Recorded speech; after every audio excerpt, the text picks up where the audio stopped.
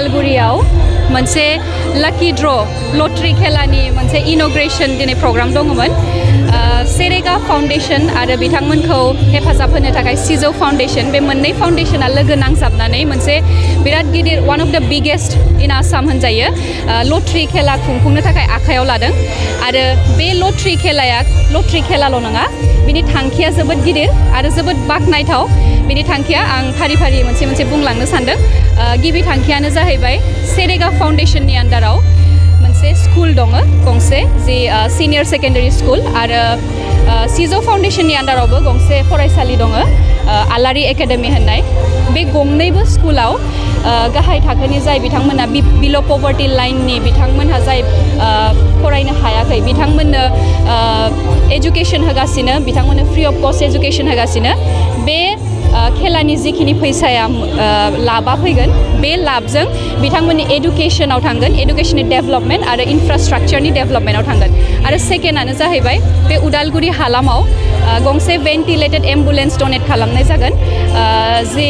बयनि थाखायबो free of cost आरो 24/7 सार्भिस होगोन आरोबाव गंसे गोथै सह लांनाय गारि जायखौ जों स्वर्गरथ होननानै बुङो बेखौबो बिथांमोना बयनि थाखायबो उदालगुरि हालामनि बयबो रायजो राजानि थाखाय फ्रि अफ कस्ट 24/7 सार्भिस होनाय जागोन आरोबाव मोनसे थांखियानो जाहैबाय जोबोद गिदिर थांखि बियो जोंनि बर'नि थाखाय नांबोनाय जाय बिथांमोना दिनैसिमबो जेलाव दङ जाय बिथांमोना जोबथेसालियाव दङ बिथांमोनहा जोबोद गोबाव जाबाय दासिमबो जेबो ओंखारबोनो हागोन हाया बिनि जेबो खौरां गैया बेनिखायनो बिथांमोननि जायफोरा फेमिलि मेम्बार्सफ्रा दा जोबोद खस्थ'नि गेजेराव सोलिगासिनो दं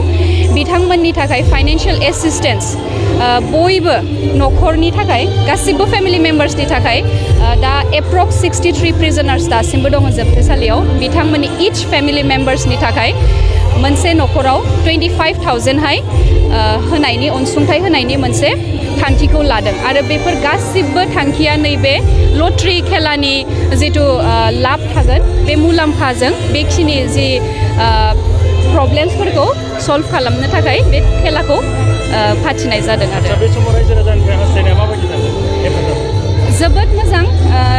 रायजोफोरा जोबोद हेफाजाब होदों रायजोफोरा फैदों बेखौ बुजिनो नाजादों मा बे खेलाया आरो जोबोद मोजाङैनो बे खेलाखौ आंनिबा बयबो एफा मोजां मोनसे कच लानानै बे खेलाखौ फाथिनाय जादों मानो होनबा जों गोबां जायगायाव नुयो जे लटरी फाथियो खिन्थु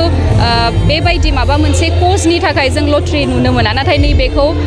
माबा मोनसे मोजां कचनि थाखाय जे लटरी मोनसे फाथिदों बे जोबोद गोग्गानांथाव खोथा आरो आं सानो जे बयबो रायजो राजाफोरा ओंखारबोनांगौ आरो बेनि बेसेना जाहैबाय बे लटरी टिकेटनि बेसेना जाहैबाय खालि 100 रुपिसल' बे